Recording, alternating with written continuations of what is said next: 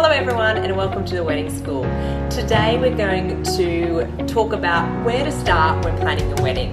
Now number one is budget. I know no one wants to talk about this, but it's so important because it really dictates on how big your wedding is going to be, what it's going to look like, and where you're going to have it. So with budget, often our couples come to us and say, I have no idea how much does a wedding cost, and what I say to them is, how far will you go? What's your maximum? And we'll work back from there. And something to keep in mind, that a third of your budget will be spent on your catering and your beverages. Step two, find your venue. Now your venue will really dictate how big your budget is, your look and feel, if we need a wet weather option.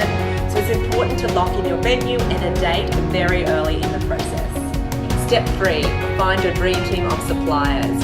Behind all of our weddings, we work with amazing, like-minded suppliers that really create the vision for our couples. And so it's so important that you do the same. Don't always look at budget. Look at, do you get on with them? Because chances are you're going to be spending a lot of time in the pre-planning and also the day with them. And who to book first?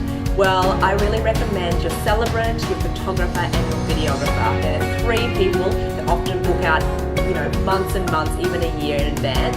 So get on top of that as soon as you can.